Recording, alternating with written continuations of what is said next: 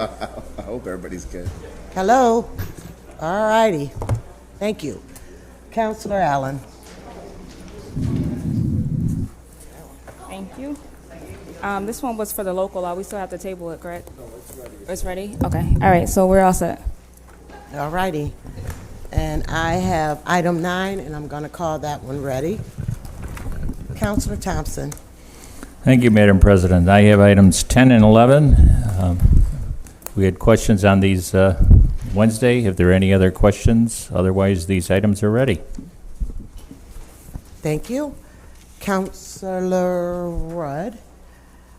He's not here, but item 12 he introduced and tabled, and 13, 14, and 15 are ready.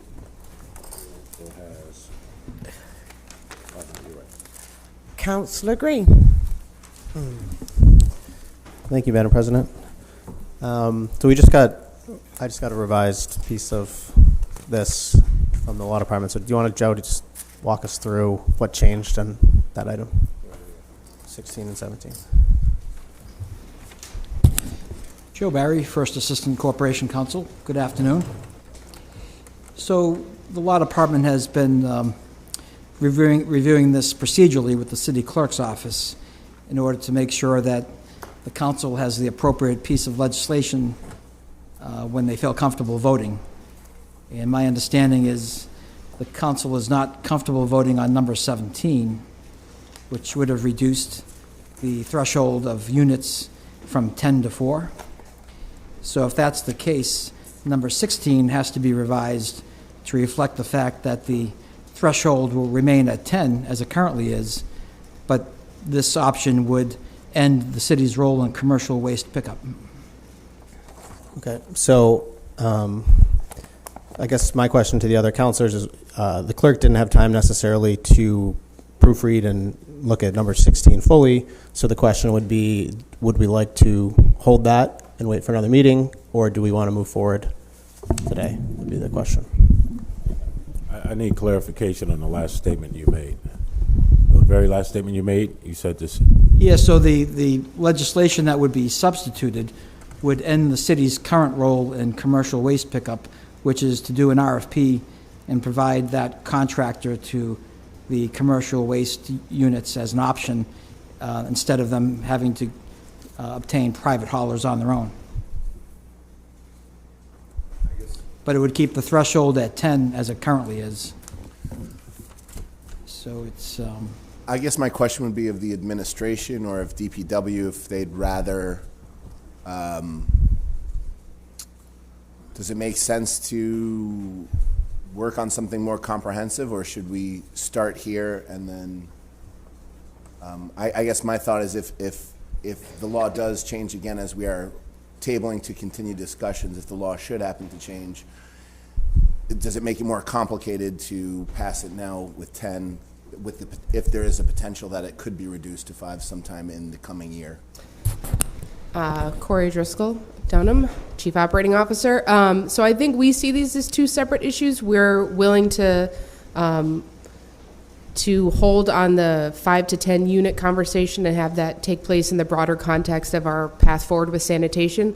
But the first item is the city acting as a pass-through for billing for private hauling for commercial waste producers. So businesses that are already required to have private hauler, we just act as a pass-through with billing. And that's a business we would just like to get out of. And I think Ann's email a couple weeks ago demonstrated that the list is shrinking. People are able to get better deals without us being in the middle. So we see that as a separate issue. We agree the 5 to 10 unit, let's have that conversation in the broader context of where we're headed with sanitation as a whole. But the issue of us being a third-party billing, just being a pass-through for billing, that's just a business we'd just like to get out of. We don't add any value there, and I think, I don't know that that really needs to wait for the sanitation conversation. So, I believe I may have asked at least some part of this before, Corey. currently, to your point about pass-through, there's no, correct me if I'm wrong, there's no administrative fee collected for being a pass-through, correct? So there is now. We raised the fee. It used to be $120 a quarter, and that price is set by the Commissioner of DPW. We raised it to $200, but even then, we're really just not collecting enough money. If we set it too high, people go get a better deal someplace else. If we set it too low, there's really no value to us to be this pass-through. So for us, it's, we're down to 130 some odd businesses that we're doing this for. We're confident they can get a better deal on the market than the 18 other different licensed private haulers that exist in the city. So we're just not adding any value. And if we raise the price too high, to compensate for our time, they're going to go elsewhere anyway. So it's just not really a winning proposition for us. And I want to kind of piggyback. He asked about the administrative fee. Mm-hmm. What does it cost us to actually administer this, to be a pass-through?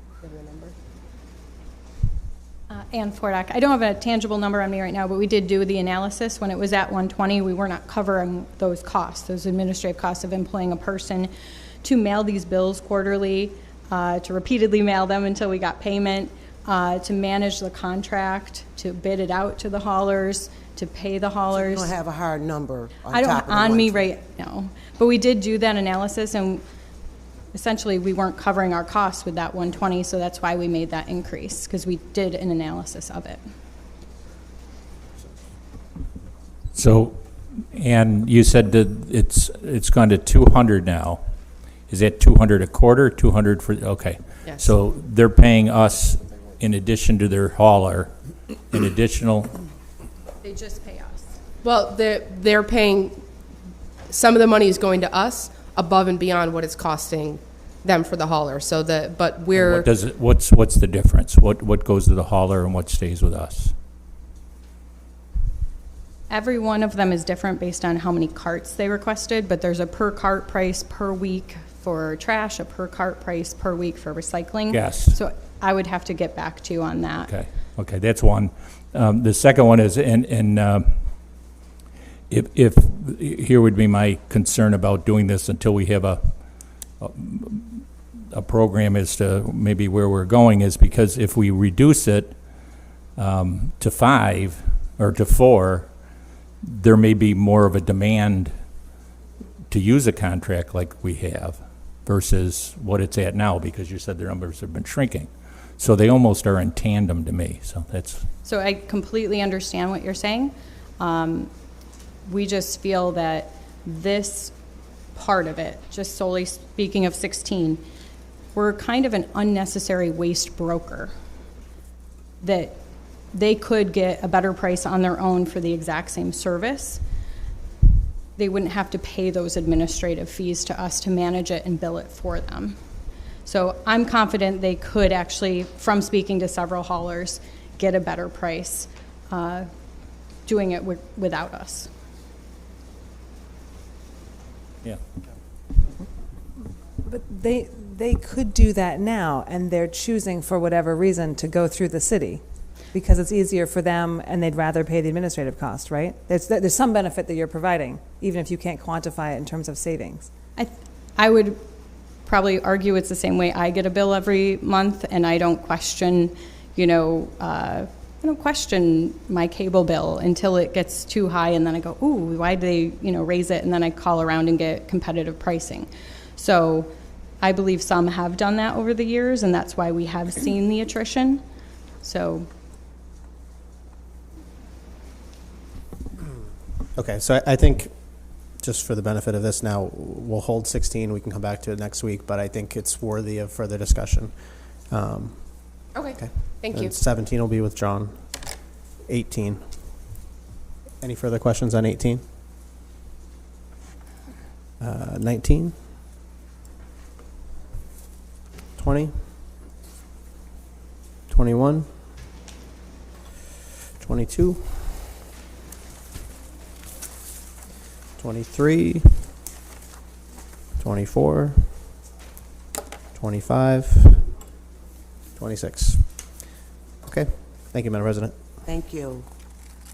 Counselor Kearney, and if I'm not mistaken, he called all of his items ready, so I'll call those ready. Counselor Allen. Thank you. I have items 32 through 39. Items 32, 33 are ready, and I'm going to hold item 34 for a committee meeting. For a committee meeting, which will be next Wednesday, the 18th at 10 a.m. 18th at what time? 10 a.m. That's on the 18th. Item 35, 36 are ready.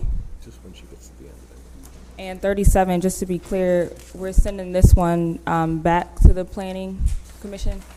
Okay. So am I removing it from here? No, you're directing me to send it back to reconsider the entrance on Thurber Avenue.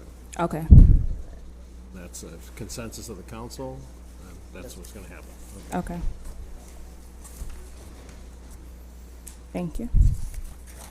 All right, and 38 and 39 are ready? And you have item 40. Yep. And item 40, I'm going to have Owen come up. Good afternoon, Councilors. Owen Kearney with the City's Planning Division. I appreciate you considering this waiver item today. It's in regards to the New York State environmental review, a required review for the rezone Syracuse project. As you'll recall, in late July, this body declared its intent to act as lead agency, essentially the lead reviewer in that review process. This is essentially a follow-up procedural item declaring this body making a positive declaration, which will require the completion of a generic environmental impact statement. So by making that declaration today, that we begin the preparation of those documents, which, as you can imagine, will take weeks, if not the coming months, for the preparation of those in consultation with you. So we would ask that you consider this and advance that declaration today. Any questions?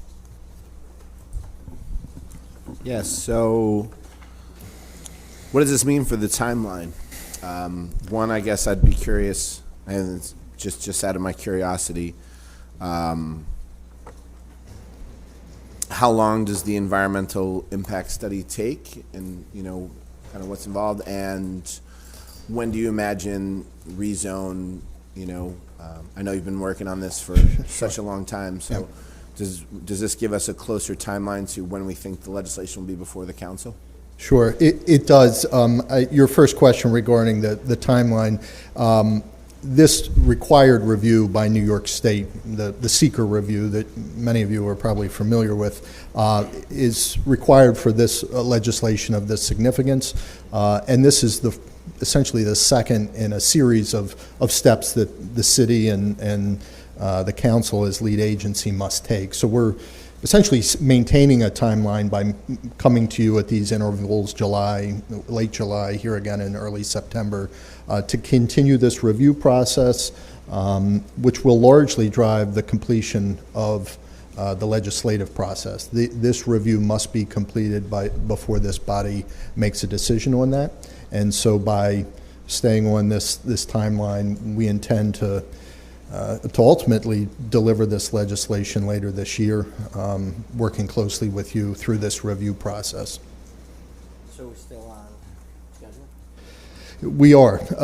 Again, the schedule is dictated by this state environmental review. It's, you make a declaration and you wait 30 days. You publish a notice and you must wait 45 days. I mean, there's a series of time set by New York State, and we will obviously have to and will abide by those time limits. And so ultimately it's a multi-step process, and I think what you're seeing is a multi-series of months that it'll take to complete this review with you.